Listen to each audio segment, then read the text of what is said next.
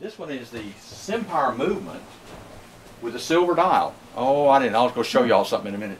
But when you open it up, it doesn't have the Imperial movement in it. It actually has the Empire movement. Okay. Yeah, so it was a crossover period. The heaviest clock in the house is the Blodgett. And this has, I'm lucky, this one actually came with their own movement that didn't work. A Howard case, obviously. Battery storage is up here. Oh, geez. Oh, neat. And then here's my prize. My little standard electric that was cased by Dupree. What's his name up in Walter Durfee. Durfee. Yeah. It's stamped on the board, Walter Durfee. So it was cased by Walter Durfee. And it does run. I don't got a second pin. I worked on that thing, get run. It's real funny. The movement has extra. At the bottom has extra pieces of brass that fit back against the deal to keep. It's just extra support, I guess. I've never seen that on one. Gorgeous. Little self-winding out of New York transit system, and that was made out of gum. How do you do gum? I mean, it's like anyway, it was for an outside clock. They put it on the waiting places outside. Well, the vibrations wouldn't let it run, so they took them back in, and they put platform escapements in them. Here's another New York standard, and this is out of Crumb's collection. Yeah. Now there's the clock that doesn't have any, it's on the dial, but there's nothing on the movement. Self-winding? Yeah, if you look at the dial, you look at the dials, you realize what movement's in what dial. You like this little piece of equipment right there? You know what that is? That's a surge protector. It tells you how much power's coming out.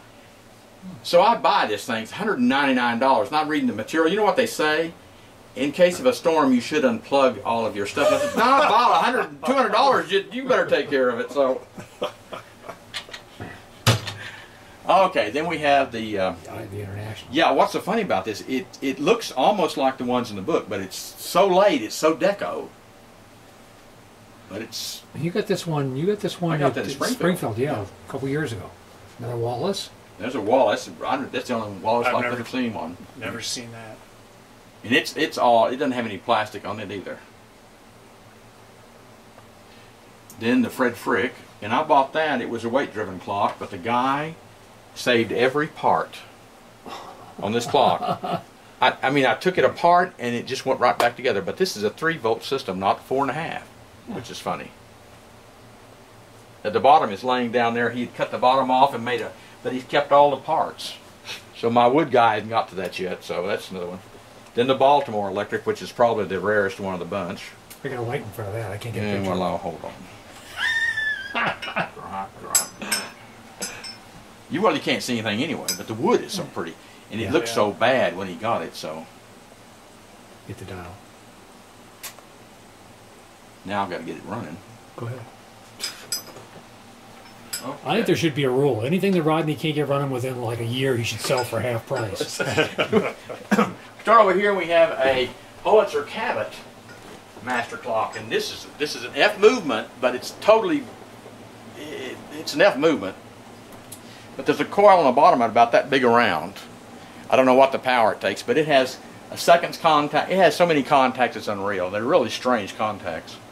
Out of Boston. I have a nice Holster Cabot that was the recording system for, yeah, they did a lot of Watchman stuff. Yeah, Watchman's clock. You don't see these very often, and you usually see them with their own mercury pendulum, which has a square rod. It's Howard? It's E. Howard. The pendulum, I don't have a mercury pendulum. So that's a reproduction, so I just stuck it in there to keep it off. It's a damn good reproduction. Where'd you get that? Oh, that's one of those reproductions. I got that off of Crumb. Actually, it came with that E. Howard that's not running. Why is it not running? Yeah, this is that. Gregory. I'm going to tell you what. That's full of mercury. And it will work. It's another one of those that will work. And then it gets right, the weight gets about there and it quits working. I've got a picture of the glass. It used to have oh, some stuff on the glass about some jewelry store, but Wow. yeah, this is neat because you want to hide something. Oh yeah. Like the. There is no veneer on this clock. If it didn't come into two parts, you couldn't move it. That's solid oak. Oh, that's beautiful. Now you notice that case is the same that the two Yeah. cases in there, but it's in a dark case. That's a 6-volt office standard electric, and I think it's got one contact on it, so you could use it for something. Oh, look at your controller here, standard controller. Well, that's a huge one. I never saw Yeah. with all those tapes. And actually, if you look down here, I think it says Chicago instead of Yep. Branch office, Chicago. yeah. And then the thing next to it is one of the Invar pendulum, which I think is so hard to copy. We need to go back to the bedroom, guys. I forgot to show you something. That's your mouth water. Oh, okay. Actually, there's Full two plus. of them in here. There's another one. This is part of the torque. This is some type of wicked slave movement, but it actually has a verge in there that goes back and forth and advances. I don't know what, I mean, no name on it. Probably some European.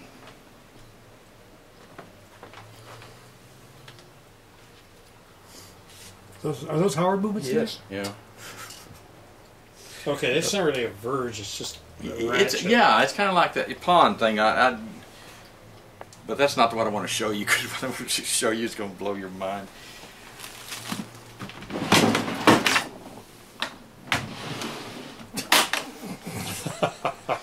This is the dial that goes on the black walnut. It's not engraved. I don't know what they did. They ate down through that. Standard Electric out of Canada.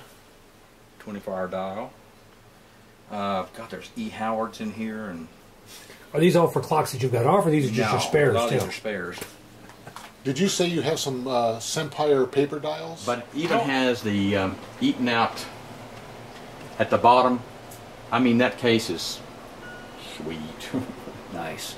Now you just got a New York Standard with a sweep second hand, right? Yeah, That's- it's about twice as nice as this one. No, it's not. It's not. Oh God, I know that. His I know hair the stood up clock. on his back. Here's a Nice. rimpy. Get out of here. That's something. No, I've that's got another rimpy. It's even better. Bob's got a rimpy. There's your I got there's your two. German No, there Eureka. is. Oh yeah, the German Eureka there and one here. And I got new contacts. Haven't done yet. Now look at that little Seth Thomas banjo with the balance wheel movement in it. That's Yeah. a cutie. Oh, I got a better Never one than seen that one. No, wait, I got one you won't believe. That's not the Seth Thomas. These are the double aughts, and the reason that the pendulum is leaning up against the wall down there, it's Invar rod, is that I didn't have a suspension spring in here, but it has a metal dial, an engraved metal dial. Nice. Have you ever seen an international like that? Not a banjo, no. What? No, it's got a, it's first of all, this guy found two of them in Kansas City in a basement. Now the basement wasn't wet, but over the years it had just the wood guy took this. I can't believe it because it was almost white with kind of mildew, and of course the guy who found them, he got the one on top. It's an oak. I don't know what this is. It's probably ash or whatever. And redid it. It's the only time I've ever seen them. Another double aught. Now, whenever you say double aught, That's the number on them. Yeah. It's a, yeah, it's a 72 beat. okay. Get around here. This is a Landis. This is the this is the heaviest clock, but it has all of the switching gears in it, and of course these are weight driven, so it just pulls this weight up.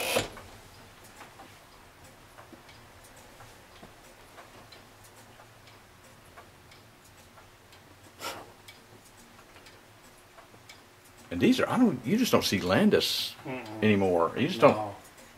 I've got one out in the garage in pieces and a couple of movements, but